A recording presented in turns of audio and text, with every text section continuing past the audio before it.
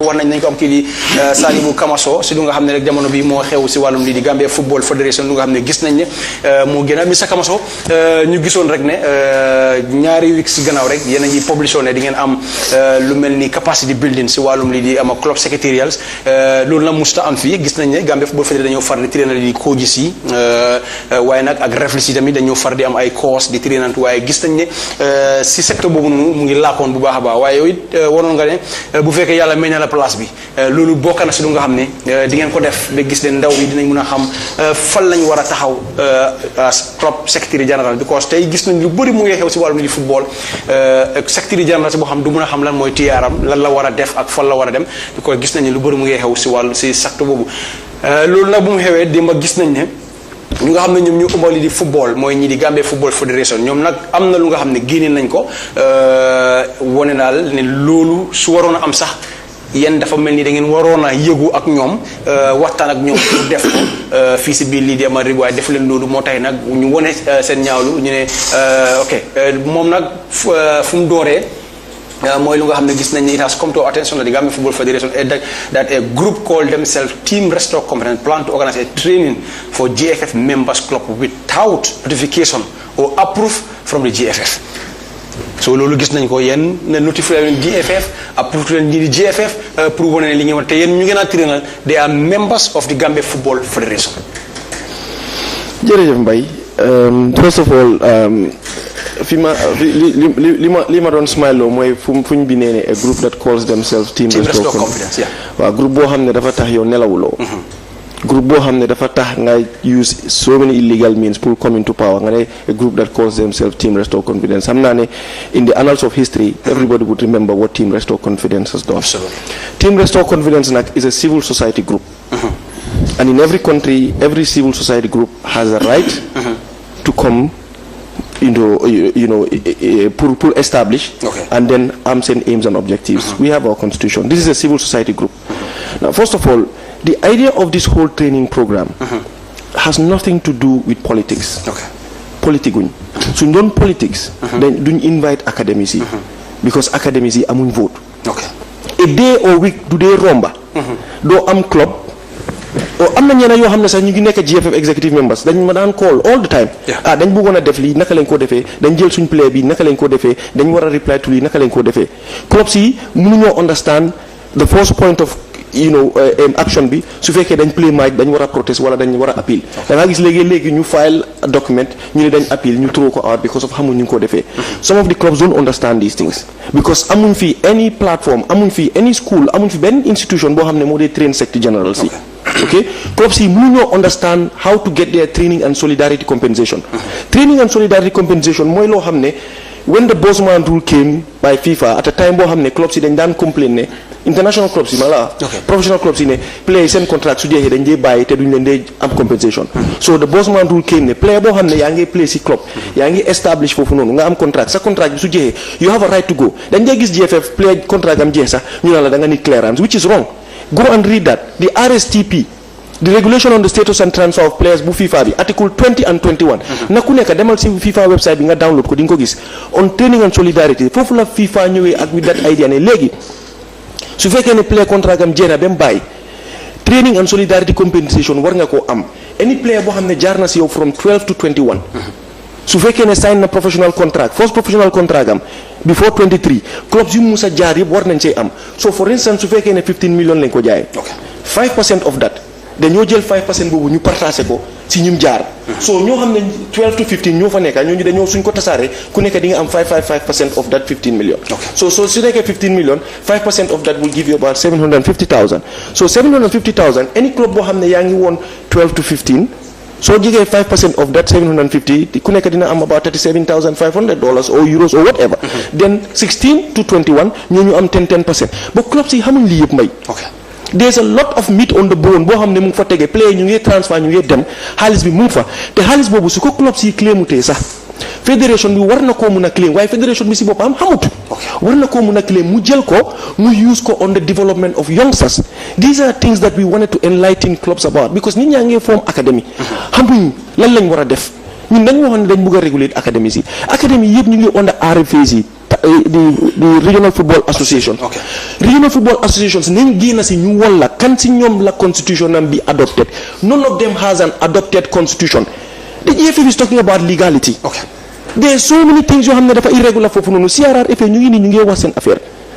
Amuñ constitution boo xam ne adopt nañ ko GFF constitution bi pour def ko Gambia Football Federation on the 14th of April 2013 lañ ko adopt maa ngi ko doon remember signed by Marcel Mendy ak late Alhaji Omar Sy after loolu ñu ngi ko ameen waaye it was an adopted constitution waaye region si mën na wax ban date lañ toog ñu adopt constitution bi so to tell you ne regional football association si seen composition bi amul benn legality you come to us and you preaching legality ñun li ñu bëgg a def mooy pour external club si lan lañ war a xam seen secretary general yi lan mooy seen role lan mooy seen responsibility naka ngay communicate how do you protest how do you profile your players how do you keep records those sort of things because clubs yu bari ñu ngi fii even clubs yoo xam ne ñu ngi la nga ooy seen boppa big clubs don't understand this kenn jàngaluma loolu fii nii man dama dee def suma research and I look for people ñoo xam ne ñu ngi outside ma learn from them and I believe as a Gambian somebody who loves football the best thing that I can do is to share my knowledge with them. Okay. You know now, but I am organizing the training for free, for nothing. And we are not hiding. We could have called these clubs and do that. But what we are doing is to try and build the capacity of the clubs. The GFF, instead of focusing on the advancement and development in football, yange involve sababasi yo hamne. If you know, so nobody is going to stop us from this. Well, luñu wax ne moy jamono bi xam nañ ne FIFA ak CAF ak ñi di GFF ñom ñoo nekk ñu nga xam ne they are respected bodies members ñu nga xam ne lu mel ni su waree am ñoom ñoo ko war a def wala ngeen waxtaan ak gaay bay si force there are institutions like Johan Cruyff Institute. I communicate with those people. There are institutions like Johan Cruyff Institute, CIES boo xam ne foofu lañ defee this FIFA Masters programme yëpp Infantino foofu la nekkoon ñooñu ñu ngi run programmes yoo xam ne du FIFA or CAF run programmes yaa ngi understand CAF license yi comme UEFA license yi people go to ay Wales ay yeneen dëkk ñu def seen license yi you don't have to do it with the institution ñun waxuñ ne school lañ ubbi. This is a workshop boo xam ne dañoo ñëw ñu share the knowledge and idea that we have.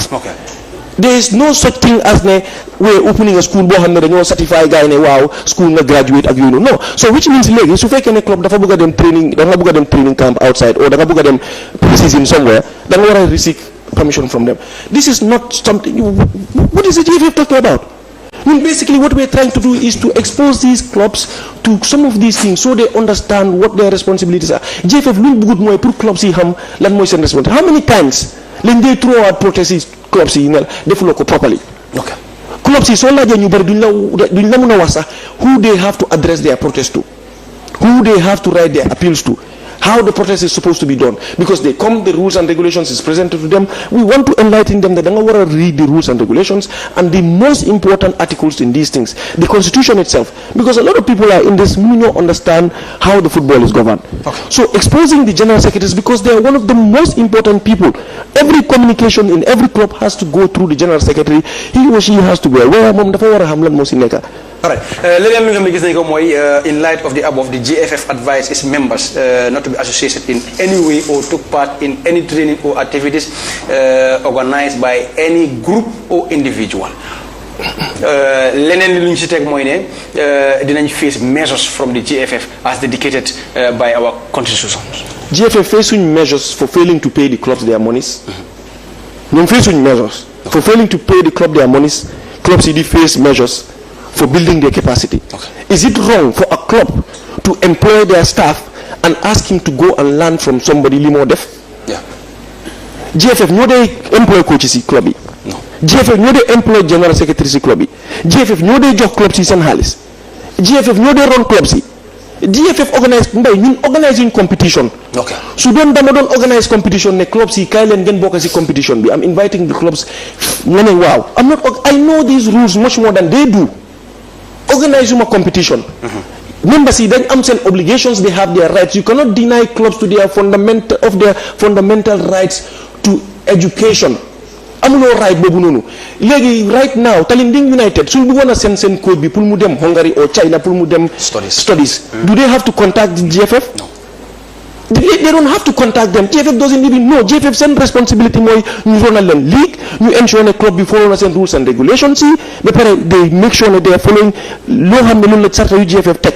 But to deny them their rights to education? No. yow doo dee jox club si xaalis yow club si soo leen war a jox seen transport refund si dañoo jaabante safa marwa balaa ñoo jot seen xaalis yi ligue bi balaa moo door fii nii club si di sona yow GFF ñaata times GFF ñu ngi organise seen programme si ministre baa ngi génn ne yëgut ko yow nga ne da ngaa ñëw ba pare balaa maa dee ñuy mbuboo naan waaw you cannot go to court you know GFF is the supreme gis nga that's why a sports tribunal has to come because xam nañu some of these clubs cannot go to CAS pour bring some of these claims because you need a lawyer yaa ngi understand but you can doo mën a continuer di mbuboo loolu ba pare di sonal clubs yi because clubs yi moomu loo leen clubs yi ñoo establishal seen boppa they registered by themselves yow loo war a def mooy nga organise sa competitions nga ñëw suñ place si competitions yi they don't have to be affiliated to anybody clubs are not affiliated to us what we are doing we are a civil society group that is trying to build the capacity so you telling me philanthropist bu ñëwoon fii nii pour joxe donation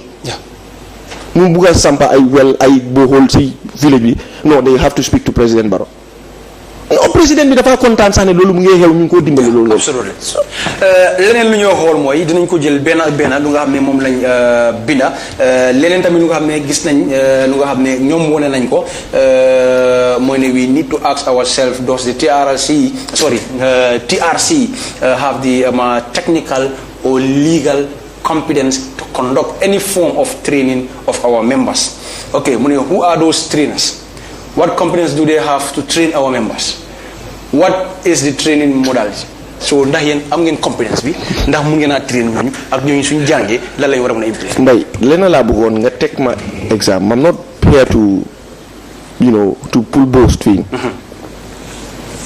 I have over a decade of experience as general secretary okay I have built my capacity as much as I can kenn dimbalewut ma kenn trainut ma ma wax la ne anybody si ñoom kuñ toog the rules and regulations of being a secretary general transfer of players ak yooyu noonu we do an exam ñu eegu suba sax I'll beat anybody ñoom si GFF sometimes GFF da ngaa gis yenn lettre yu dee génne foofu noonu is deplorable you see it da nga gis yenn lettre yu dee jógee foofu noonu whose responsibility is to monitor that ngay laajte whether TRC has the legal ñun duñ def loo xam ne TRC ñu ngi laaj ñan ñooy trainers na club si ñëw so su fekkee ne club si dañ doon organise seen fitness tournament dañ dee laajte ñan ñooy organise fitness club si dañ dee dem ñu organise seen own fitness tournament whether we have the legal and technical competence of course we do we are men of impeccable character ñun nekkuñ ñoo xam ne dañoo dem foofu di organise suñ amutoon legal and technical competence why are the clubs calling us you talk about legality moom lay wax nii does the GFF even have the legal competence to lead CRR maa ngi laa woon ne CRR seen constitution bi is null and void because adoptuñ ko the president of CRR is the third vice president of the Gambia Football Federation mu ngi toog si GFF board bi position am as CRR FA mu ngi fa toog benn tey te dafa war a resign te GFF constitution bi nu mu mel mooy ne dañ ne the constitution of the GFF the executive of the GFF is composed of the president the three vice 2 male 2 female and 7 regional football association presidents who would have been elected in their regions and then confirmed so which means ne composition bi mooy ñooñu noonu so léegi yow kii mu ngi nekk fii nii position boo xam ne dañ ko elect waxuma appointé dañ ko elect fii nii si same board bi nga electaat ko fii di same board bi so are you telling me ne Talib Bensouda for instance could be the mayor of KMC ba pare mu dem taxaw election for Banjul nga naan nañ ñu woon si constitution bi fan la loolu nekka do they have to write it there it's clear as that so man li ma wax mooy ne ñun dañ ñëw pour run a programme boo xam ne people need to be capacitized pour ñu understand football bi dafa war a dox football bi business la léegi mbay football entrepreneurship there's this program that runs in Kenya by Brian Wasala Football Foundation for Africa on the 17th to 18th of October to 19th of October ñu ngi organize on Africa Football Show it has nothing to do with the Kenyan Football Federation ñoom Anthony Bako yëpp ñu ngi fa woon they organize some online training yoo xam ne ñoom Sara Suleimani ñoom Dev Kumar of Palmas dañ fa dee nekk di joxe trainings it has nothing to do with the Kenyan Football Federation but these are things yoo xam ne civil society groups have a right to train and build the capacities of people pour ñu grow affairs and you talk to some of these people they tell you this is what you need to do suñu academies yi ñu ngi fii nii they are not financially sustainable mënu ñoo xam sa la ñoo def nit daf dee train ay xale football bi demut fenn yow instead of nga allow ñooñu ñu understand luy xew. You don't want them to understand anything because da nga bëgg ñu ñëw si GFF Congress ñu ñëw si meetings ñu play leen around ñu toss leen around and then ñu dem. We've been playing nawetaan football since 1952. Yeah. What has changed in our football? Lan lañ fee def léegi loo xam ne duñ ko doon def before. wax ma lan lañ fee def léegi because league bu fa first division second division lan lañ fee def léegi loo xam ne duñ ko doon def before xoolal third division si naka la club si dee coonoyee ay West Coast ñu ngi laa wane dañ dee play benn qualifier match pour egg si third division bi. What is stopping the GFF from creating a fourth division? You sit and think of these things. Why clubs yi ñu train ñoo play benn qualifier ñu fay 10,000 nga toog create a fourth division. Well, talk to the nawetaan zones ne okay why don't we collaborate ñu jël yenn affaire mu jaaree through yenn but you do a needs assessment, you sit and study these things, but people just sit there and think amuñ benn right to stop any club from going to any training organizing league. It's individuals yoo xam ne ñooñu ñooy ñëw su fekkoon ne dañ doon politique duñ invite academies yi because academies yi amuñ vote. Suñ focus mooy ne pour nit yi ñu mun a understand because of secretary general di understand nuñ ne record keeping is one of the most important things that they have to do. They have to keep records to be able to claim compensation. Players yu bari ñu ngi nii tey ñu ngi nekk professional xëy na jaaroon na si club bi ne those people should be able to claim compensation. There's training compensation, there's solidarity compensation boo xam ne su nit ki ceeñee nekkee professional any club boo xam ne jaar na fa Ronaldo bi mu move from naka tuddaati Lisbon. No, ma laa wax bi mu move to Man United nii clubs yu jaaroon yëpp dañ benefit si solidarity payment bi. They have to benefit, that is how it is. So clubs need to understand these things. This is what we are telling. But our clubs see every time. Wow, then we donate new balls. Why can't you train them to understand these things? GFF must fake organizement training for general secretaries. We organize more for referees and for coaches. The coaches see then have the calf then they so amute certain licenses. Nobody is sitting down to question the legal or the technical competence of new conduct training. Nobody can talk with video and wow, new conduct no. bu FIFA ñoo ron ko. So come on. Alright, ñu dem xool ci beneen bi lu nga xam ne tamit gis nañ ko lu ngay wax mooy ne it's just like when a Gambian National Olympic Committee or the GFF want to organize a national basketball championship without consultation with the National Association, or when the GFF want to train reporters. Sorry, we are not organizing a championship. No, waaye ñu wone rek. Because man maa ngi wax guy gi ñoom ñu ngi wax daxaar bi. waaw nañu wone rek lu ngay ñoom luñ binda. Alright, when the GFF want to train reporters about journalism, alright, we hope that those points are noted. Comme ni ko indi waaw fii moom wax dëgg yàlla last paragraph bi moom si man make no sense. Dama mënu la woon sax moo tax man maa ngi wax guy gi ñu ngi wax daxaar bi ñu ne when the GFF wants to train the ñu ne if it's just like when the Gambian National Olympic Committee or the GFF want to organize a national basketball championship. Mbay ñaata workshop nga dee gis fii ñu ne police officers yi ñu ngay dem workshop on lii. ñaa ngay dégg ñu ne civil society group bii nii ñu ngay organize training on lii. Civil society group bii nii ay tàngu ak yooyu noonu yëpp civil society group lay ñu ngay organize training on lële ñun waxuñ anything ñun waxuñ ne dañ yow we are talking about the general secretaries. waaw non fii lu tax ma indil la. man wax su gis na soo waxee member sax. let me clear this ñoom ñu ngay wax member. I am not inviting the club. Okay. I am not inviting any club. Club General Secretary has a right to attend any training as an individual. I am not inviting Talinding United or Latrikunda United to come. I said the Club General Secretaries, and they have a right as an individual. Okay.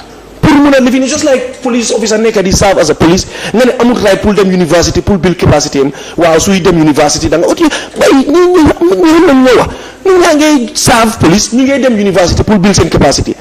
By the time they come back dañ ci am promotion. Kenn waxu police yi musuñoo toog ne waaw anybody kuy wax police yi ne pour nga ñëw build si university bi or pour nga organise benn training da nga war a jaar fii nii ñun we are a civil society group. And we have a right to share our knowledge, our ideas with any individual. As a Gambian, it is. Then believe me, then you want to share some ideas. While you're living around, if the GFF wants, this is when you shoot themselves in the foot. GFF, not the times when they gain a national team, the government, you go. Last time you go on Wafidi. Not the times when they gain a national team, the government, you go. You practice what you preach then.